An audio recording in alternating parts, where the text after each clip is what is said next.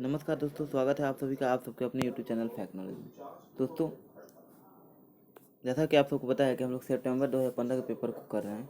सितंबर 2015 के पेपर में मैंने सभी विषयों के जो है आपको करा दिया है। आपको पता है कि जो है लैंग्वेज किसी भी पेपर में सीटेट के पेपर में लैंग्वेज 1 और लैंग्वेज 2 होती है।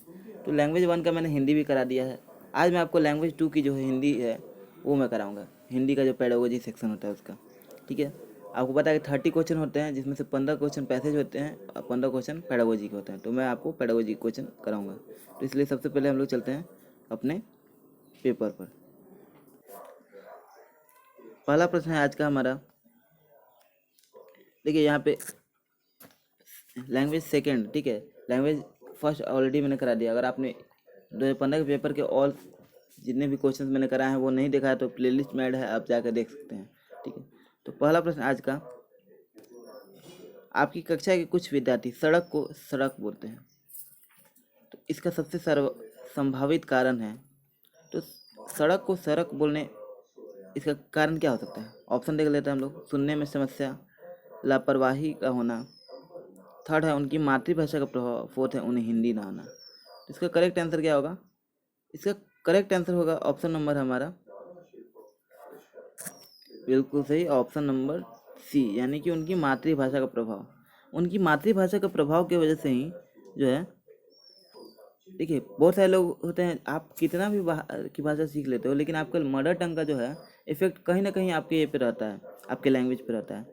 अब कोई आदमी सड़क को सड़क बोल रहा है तो इसका मतलब है कि उसकी लैंग्वेज जो मातृभाषा है उसका प्रभाव अभी भी जो है वो जो बोल रहा है बोलचाल की भाषा पे जो है अधिक अभी भी है, ठीक है। अगले प्रश्न में बढ़ते हैं। अगला प्रश्न है, भाषा की कक्षा में बच्चों को किसी त्योहार विशेष के बारे में बताना।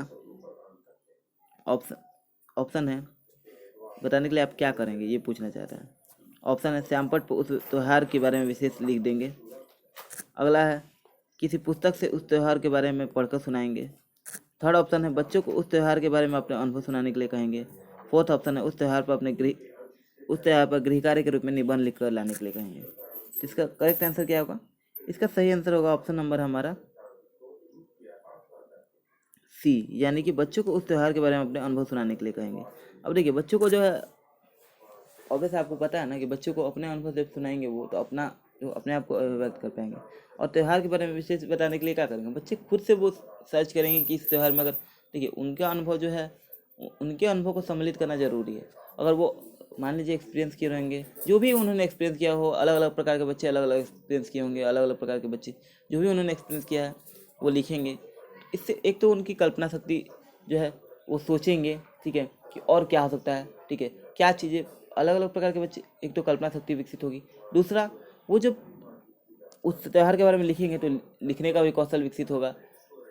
यानी ओवरऑल आपका जो है भाषा की, आप जब एक भाषा की कक्षा में त्यौहार पर निबंध लिखवाने वगैरह से क्या होता है, एक वो रटन विद्या की तरह, जैसे गाय पे आपने निबंध लिखवाया था, गाय के 2 पैर होते हैं, 4 पैर होते हैं, 2 आँख होती हैं, एक पूँछ होती है, ऐसे करके लिख देना। या फिर उसमें कुछ इम्प्लीमेंट करके अपना इम्प्लीमेंट करके लिखना, ये दोनों में कौन बेहतर होता है? अपना बच्चा अगर कुछ दिखाता है कौशल, अपने अपने आप को व्यक्त कर पाता है, कुछ अच्छा लिख पाता है, वो ज़्यादा बेहतर होता है। एक निबंध लिखवा देना ये तो सॉल्यूशन है नहीं। त्यौहार के बारे में आप बताएंगे तो बच्चा, आप अगर बच्चे से करवाएं, यानी आपको पता है कि जो है एनसीएफ भी कहता है लर्निंग बाय डूइंग को प्रमोट करना है। और लर्निंग बाय डूइंग को प्रमोट कैसे किया जा सकता है? बच्चे के अनुभव को जब हम सम्मिलित करेंगे तो बच्चे का अधिगम ज़्यादा अच्छे प्रकार से हो पाता है। अगले प्रश्न बढ़ते हैं। आज का हमारा सेकंड प्रश्न है, थोड़ा आज का प्रश्न हम लोग जल्दी जल्दी करेंगे, ठीक है। कल का प्रश्न जो है ज़्यादा लंबा हो गया था। आज का अगला प्रश्न है, बच्चे के व्यक्तित्व निर्माण में बच्चे डैश का महत्वपूर्ण योगदान है। तो किस चीज़ का महत्वपूर्ण योगदान है? ऑप्शन है, क्षेत्रीय भाषा का, विदेशी भाषा का, शास्त्रीय भाषा का, और फोर्थ ऑप्शन है मातृभाषा का। तो किसका योगदान है? ऑप्शन नंबर हमारा हो जाएगा डी, यानी कि मातृभाषा का जो है महत्वपूर्ण योगदान है। किसी भी बच्चे के व्यक्तित्व निर्माण में उसकी मातृभाषा का बहुत ही अहम रोल है। और इस बात से आप लोग भी एग्री करते होंगे कि आप आज तक जो है आप हो, ठीक है, आपका जो है व्यक्तित्व है वो आपकी मातृभाषा की वजह से है। आप मातृभाषा जो बोलते हो, जैसे मैं ही बोलता हूँ, आप देखते होंगे कि मैं बिहार से हूँ और मेरी भाषा में बिहारी पर बचपन का जो है पुट वो जो है थोड़ा सा आ ही जाता है। ठीक है, मैं कितना भी कोशिश करूँ लेकिन मेरे अंदर जो है वो हल्का सा लैंग्वेज में आपको दिख जाता होगा, एक झलक मिल जाती होगी। क्यों? क्योंकि वो मेरी मातृभाषा है, मेरा जो है मातृभूमि है बिहार, वहाँ की जो भाषा बोली जाती है वो तो मेरे भाषा में भले ही मैं बाहर की भाषा में कितना भी सीख लूँ, हिंदी मैं जानता हूँ, इंग्लिश जानता हूँ, अच्छे से बोलता हूँ, लेकिन फिर भी मैं कहीं ना कहीं यूज कर देता हूँ वर्ड्स को। ठीक है, तो आपके व्यक्तित्व निर्माण में यानी बच्चे के भी व्यक्तित्व निर्माण में उसकी मातृभाषा का महत्वपूर्ण योगदान है। बच्चा जो है आपको पता है कि समाज में जो आसपास से उसको जो माहौल मिलता है उसका जो है एक सम्मिलित जो है प्रोडक्ट होता है। ठीक है, आपको मैंने क्वेश्चन से कराया हुआ है कि बच्चे क्या होते हैं, तो जो है उनके हेरिडिटी और इन्वायरमेंट का जो उनके बीच अन्योन्य क्रिया होती है उसका जो है एक आउटपुट होते हैं। तो हेरिडिटी से तो भाषा नहीं मिलती है ना, भाषा आपको इन्वायरमेंट से मिलती है। ठीक है, और मातृभाषा का जो है बच्चे के व्यक्तित्व निर्माण में उसका जो भाषा होता है वो महत्वपूर्ण रोल अदा करता है। अगला प्रश्न बढ़ते हैं। अगला प्रश्न है, भाषा की पढ़ाई जो है पाठ्य पुस्तक से संभव है, समूची पाठचर्या में व्याप्त है, थर्ड है केवल पाठचर्या का हिस्सा है, फोर्थ है जटिल एवं संवेदनशील है। तो इसका करेक्ट आंसर क्या होगा? ऑप्शन नंबर हमारा बी, यानी समूची पाठचर्या में व्याप्त है, यानी एक उसका पार्ट नहीं है, उसका एक छोटा सा हिस्सा नहीं है। ठीक है, बल्कि एक जो है समूची पाठचर्या में जो है भाषा की पढ़ाई जो है, आप जानते हो ना, ओवरऑल आपका जो है आपका जो सिलेबस है, करिकुलम है, वो आपका जो है पूरा सिलेबस आपको जो है भाषा का एक सिलेबस होता है, भाषा का करिकुलम अगर आपने निर्धारित किया है तो वो सारे करिकुलम से भाषा की पढ़ाई होगी, ना कि उस करिकुलम उस जो है सिलेबस के एक पार्ट से। ठीक है, समूचा सिलेबस आपको इसीलिए तैयार किया जाता है। ठीक है, तो समूची पाठचर्या में व्याप्त है, ऑप्शन नंबर बी सही हो जाएगा। अगला प्रश्न पढ़ते हैं। अगला प्रश्न है, हिंदी भाषा शिक्षण के संदर्भ में आप किस कारण से सहमत नहीं है? तो ऑप्शन देख लेते हैं। नहीं वाला क्वेश्चन को बहुत ध्यान से करना है। कक्षा में बच्चों को अपनी बात कहने की स्वतंत्रता दी जानी चाहिए। सेकंड है, कक्षा में बच्चों को विभिन्न प्रकार के बाल साहित्य उपलब्ध कराना चाहिए। थर्ड है, कक्षा में बच्चों को अधिकाधिक लिखित कार्य दिया जाना चाहिए। फोर्थ है, कक्षा में बच्चों की भाषा का सम्मान किया जाना चाहिए। तो इसका करेक्ट आंसर क्या होगा? इसका करेक्ट आंसर होगा ऑप्शन नंबर हमारा सी, यानी कि कक्षा में बच्चों को अधिकाधिक लिखित कार्य दिया जाना चाहिए। ये सही नहीं है। ठीक है, यानी भाषा शिक्षक के संदर्भ में आप जो है 4 स्टेटमेंट दिया, इसमें ये जो है स्टेटमेंट कि ज़्यादा से लिखित कार्य देना चाहिए, ये सही नहीं है। बाकी चीज़ें जो है, बाकी ऑप्शन बिल्कुल सही हैं कि बाल साहित्य उपलब्ध कराइए, उनकी भाषा का सम्मान कीजिए, ये सारी चीज़ें सही हैं, लेकिन एकदम लिखित कार्य करा कर उसको जो है ज़्यादा से ज़्यादा देना, ये चीज़ें बिल्कुल सही नहीं है। अगले प्रश्न पढ़ते हैं। और क्यों नहीं है इसके बारे में मैंने आपको ऑलरेडी कराया हुआ है। टीचिंग मेथड वगैरह कराए थे, उसमें भी मैंने आपको बहुत सारे बताया था। उसमें एक मेथड ये भी था, और उसकी कमियां और जो है उसकी जो क्या खासियत है, ये सारी चीज़ें उसमें बता दी थी। अगर आपने वो वीडियो नहीं देखा है तो जाके प्लेलिस्ट में ऐड है, जाके देख लीजिए। अगला प्रश्न है, बच्चों को अपने लेखन के प्रति आत्मविश्वास जगाने के लिए ज़रूरी है कि उनकी वर्तनी को सुधारा जाए, उनके द्वारा लिखी बात का सम्मान किया जाए।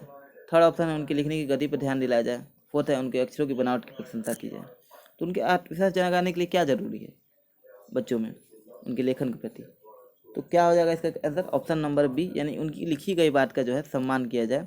तब जो है आप ही कोई चीज़ लिखते हो, तो अगर आपको आपके लिखी बात का सम्मान किया जाए कि हाँ तुमने बहुत अच्छा लिखा है, तो उन आप में भी एक आत्मविश्वास जागृत होगा। और वही अगर आप जो है किसी चीज़ को नहीं, अगर आपको एप्रिसिएशन नहीं मिले तो आप क्या करोगे? आप जो है निराश हो जाओगे, और उस चीज़ के प्रति आपका मन जो है हटने लगेगा। ठीक है, डिमोटिवेट हो जाओगे जब आप।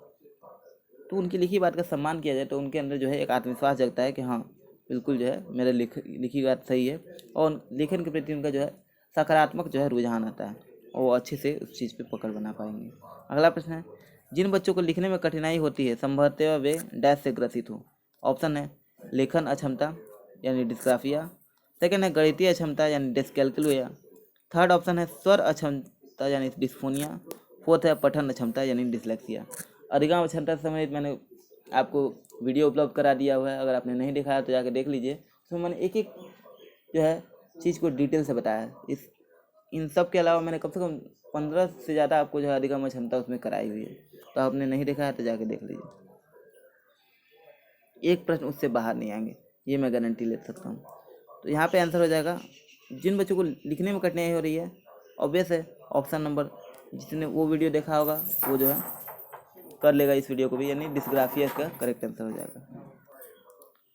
तो जो है लेखन अक्षमता यानी डिस्ग्राफिया जो है वो करेक्ट आंसर हो जाएगा। आपको पता है कि लेखन अक्षमता मैंने कराया था, अगर पढ़ने में समस्या हो, ठीक है, तो डिसलेक्सिया होता है, ठीक है, लिखने में समस्या है तो डिस्ग्राफिया होता है, कैलकुलेशन में प्रॉब्लम हो रही हो, गणितीय अक्षमता होती है तो वो डिसकैलकुलिया होता है, इत्यादि बहुत सारी चीज़ें, ठीक है। वो अगर मोटर कोऑर्डिनेशन में प्रॉब्लम होता है डिस्प्रैक्सिया होता है, इत्यादि बहुत सारी चीज़ें बहुत सारे जो है अधिगम क्षमताएँ होती हैं। लगभग मैंने 15 से ज़्यादा आपको कराए थे, आपने अगर वीडियो नहीं देखा तो जाके देख लीजिए।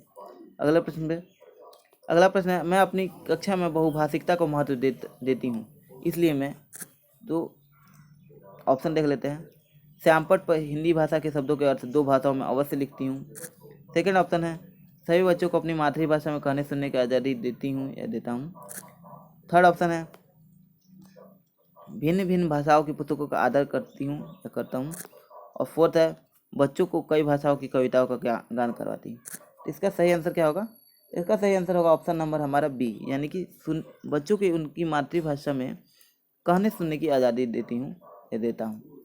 ये आंसर सही हो जाएगा। यानी कि बहुभाषिकता का महत्व देने का क्या मतलब, बहुत सारी भाषा को आप एक्सेप्ट करते हो, ठीक है, तो उन कब महत्व देना होगा, यानी कि आप उनकी भाषा को एक्सेप्ट करते हो तो उनको अपनी भाषा में अपने आप को अभिव्यक्त करने की स्वतंत्रता होनी चाहिए, और कहने और सुन भी सके, कहने सुनने की आज़ादी होनी चाहिए, ठीक है। ऐसा ना हो कि जो है किसी एक भाषा को ही आपने कहा कि नहीं, कक्षा में जो है इंग्लिश ही वर्ड बोलना है, इंग्लिश के अलावा और कोई वर्ड यूज ही नहीं करना, तो ये बहुभाषिकता को महत्व देना थोड़ा ना होता है। बहुभाषिकता का आप प्रोत्साहित थोड़ी ना कर पा रहे हो। आप जो है बहुभाषिकता का क्या है, बहुभाषिकता एक संसाधन के तौर पर यूज किया जाता है। उनके लैंग्वेज को आप यूज कीजिए, अपने जो है बच्चों को अधिगम कराने के लिए आप यूज कर सकते हैं। अलग अलग प्रकार के बच्चे अलग अलग प्रकार की भाषा लेके आते हैं, उनको एक्सेप्ट करना, ठीक है, और उनको जो है उसको संसाधन की तरह यूज करना ही जो है बहुभाषिकता कहलाता है। अगले प्रश्न पढ़ते हैं। अगला प्रश्न है, पहली दूसरी कक्षा के बच्चों को भाषा सिखाने के लिए जरूरी है उन्हें ऑप्शन अपने उच्चारण पर विशेष ध्यान देने के लिए कहा जाए। सेकंड है, बात कहने के तरीकों का अभ्यास कराया जाए। थर्ड है, कविता गाने के अधिकारिक अवसर दिए जाएँ। फोर्थ है, पारस्परिक संवाद के लिए प्रोत्साहित किया जाए। तो इसका करेक्ट आंसर क्या होगा? इसका सही आंसर होगा ऑप्शन नंबर हमारा डी, यानी कि पारस्परिक संवाद के लिए जो है प्रोत्साहित किया जाए। तो देखिए, बच्चों को जो अगर भाषा सिखानी है, ठीक है, तो उनको जो है आपस में जब वो बात करेंगे, संवाद करेंगे, तब जो है वो भाषा जो है उन भाषा के, जैसे कि मैंने बोला कि जितना आप प्रयोग करोगे उतनी ही पकड़ बनती जाएगी। तो भाषा सिखाने के लिए पहले दूसरी कक्षा के बच्चों को क्या करना होगा? आपको जो है, जब बच्चे आपस में संवाद करेंगे, बातचीत करेंगे, तब जो है एक दूसरे की भाषा जो है सीख पाएंगे। वो एक दूसरे से ही भाषा को सीख पाएंगे, अनुकरण करके सीख पाते हैं। आपको पता है बचपन में बच्चे क्या करते हैं, अनुकरण करके सीख पाते हैं, ठीक है। तो हम लोग को जो है ज़्यादा अवसर, या तो उनको अपने आप को अभिव्यक्त करने के ज़्यादा अवसर उपलब्ध कराइए, या फिर जो है उनको जो है एक दूसरे से बात करने, संवाद करने का अवसर उपलब्ध कराइए, प्रोत्साहित कीजिए। अगले प्रश्न पढ़ेंगे। अगला प्रश्न है, पढ़ना कौशल में सबसे ज़्यादा महत्वपूर्ण है वर्णों की पहचान, पढ़ने की गति, अर्थ एवं अनुमान, फोर्थ है शब्दों का उच्चारण। तो इसका करेक्ट आंसर होगा ऑप्शन नंबर हमारा सी, यानी कि अर्थ एवं अनुमान जो है वो सबसे ज़्यादा इंपॉर्टेंट है। क्यों? देखिए, अगर आप किसी चीज़ को पढ़ रहे हो तो वर्णों की पहचान, पढ़ने की गति, शब्द का उच्चारण बिल्कुल सही है, जरूरी है, लेकिन सबसे ज़्यादा महत्वपूर्ण क्या है? अर्थ एवं अनुमान। अगर किसी चीज़ को पढ़ रहे हो, अगर उसका अर्थ ही ना लगा पाओ, तो बिल्कुल उस आपको पढ़ने का कोई कारण ही नहीं है कि आप वो पढ़ो, वो टाइम वेस्ट होगा। अगर आप किसी सेंटेंस को पढ़ो, आप मान लीजिए कि आप सीटेट की तैयारी ही कर रहे हो, आप जो है अपना जो है बुक उठा के पढ़ते होगे, तो जो है अगर आप उस पढ़ करके आप उसका अर्थ ना समझ पाओ, तो पढ़ना तो आपको बेकार है ना। भले आप 2 घंटा टाइम दे करके पढ़ो या फिर 5 घंटा पढ़ो, उसका कोई असर नहीं निकलता है। तो यही यहाँ पे कह रहा है कि अर्थ एवं अनुमान सबसे ज़्यादा महत्वपूर्ण है पढ़ना कौशल में। यानी अगर किसी चीज़ को पढ़ रहे हो तो उसका अर्थ समझना इम्पोर्टेंट है, या फिर किसी चीज़ का अगर आप अर्थ नहीं समझ पा रहे हो तो उसका अनुमान भी लगा के आप जो है उस चीज़ का अर्थ निकाल सकते हो। तो ये इम्पोर्टेंट है, ठीक है। अगला प्रश्न बढ़ते हैं। अगला प्रश्न है, प्राथमिक स्तर पर बच्चे किस प्रकार की कविताएं पसंद करते हैं? तो एलिमेंट्री लेवल पे जो है कैसी कविताएं बच्चे पसंद करते हैं पूछ रहा है। ऑप्शन है, जिसमें तुकबंदी हो, जिसमें मूल्य हो, जिसमें गीता हो, और फोर्थ है, जिसमें नवीन शब्दों का भंडार हो। तो इसका करेक्ट आंसर होगा ऑप्शन नंबर हमारा सी, यानी जिसमें गीता हो, ये इसका करेक्ट आंसर है। अगले प्रश्न बढ़ते हैं। अगला प्रश्न है, भाषा अर्जन के संबंध में कौन सा कथन उचित नहीं है? तो नहीं वाले प्रश्नों को बहुत ध्यान से करना है, क्योंकि ये फ्री के नंबर होते हैं, एकदम फ्री के नंबर होते हैं। आप जरा भी सावधानी से करोगे आराम से हो जाएगा, एकदम हल्के क्वेश्चन होते हैं। लेकिन वही अगर आप हड़बड़ी में किए तो आते समय भी आता क्वेश्चन भी आप गलत कर पाओगे। बिल्कुल आराम को से करना इसको जरूरी है। ऑप्शन है, देख लेते हैं हम लोग कि सभी बच्चों में भाषा अर्जन की स्वाभाविक क्षमता होती है, ये तो सही है। सेकंड, भाषा अर्जन के लिए नियम सिखाए जाते हैं। थर्ड है, भाषा अर्जन को सहज बनाने के लिए समृद्ध भाषिक परिवेश होना चाहिए। फोर्थ ऑप्शन है, बिना विद्यालय गए भाषा अर्जन संभव है। तो इसमें कौन सा ऑप्शन जो है आपको, कौन सा स्टेटमेंट गलत लग रहा है? तो इसका आंसर होगा ऑप्शन नंबर हमारा बी, यानी भाषा अर्जन के जो है नियम सिखाए जाते हैं। ये जो है स्टेटमेंट गलत है, क्योंकि देखिए भाषा अर्जन की जो है नियम नहीं सिखाए जाते। भाषा अर्जन जो है स्वाभाविक तरीके से होता है, यानी पैसिव तरीके से होता है। उसके लिए एक्टिव होने की जरूरत नहीं है, वो आप अनुकरण करके देख करके बोलचाल में ऐसे सीख लेते हैं बच्चे। आपको जो है कभी भी उसके लिए विद्यालय जाने की जरूरत नहीं होती। बच्चा जो है बोलना सीखना विद्यालय में नहीं सीखता है, वो अपने घर में अपने आस पड़ोस से सीखता है, अपने परिवार से सीखता है। उसमें मानवता प्राप्त करने के लिए वो विद्यालय जाता है। तो भाषा अर्जन के लिए नियम नहीं होते हैं, वो ऐसे ही देख करके बच्चा सीख लेता है, अपने आसपास माहौल उपलब्ध माहौल से वो सीख लेता है। बाकी सारे ऑप्शन बिल्कुल सही हैं। अगले प्रश्न बढ़ते हैं।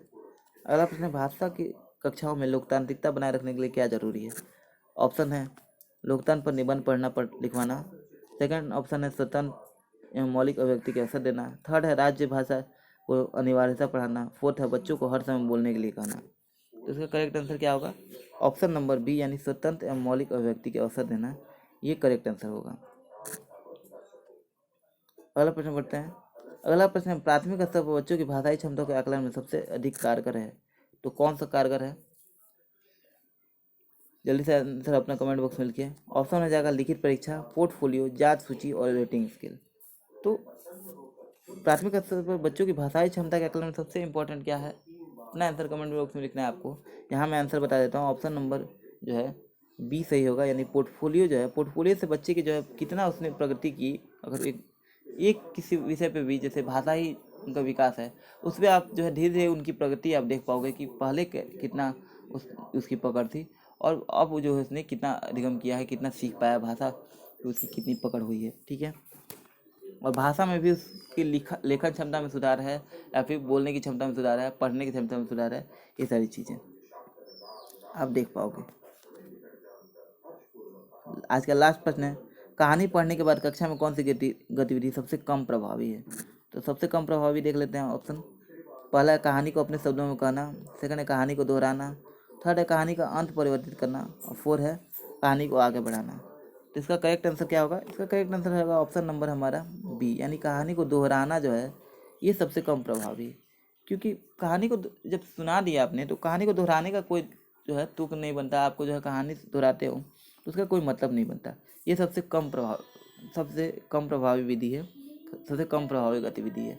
ठीक है, बाकी जो है कहानी का अंत परिवर्तित करना, कहानी को आगे बढ़ाना, कहानी को अपने शब्दों में कहना, ये सारी चीज़ें इंपॉर्टेंट है। तो उम्मीद करता हूँ वीडियो आपको पसंद आया होगा। आज का हमारा सेशन यहीं समाप्त होता है। वीडियो पसंद आया तो वीडियो को लाइक कीजिएगा और अपने दोस्तों कलीग्स वगैरह में शेयर कीजिए। जो भी गवर्नमेंट जॉब की तैयारी कर रहे हैं, टीचिंग एग्जाम्स की तैयारी कर रहे हैं, उनको शेयर कीजिए।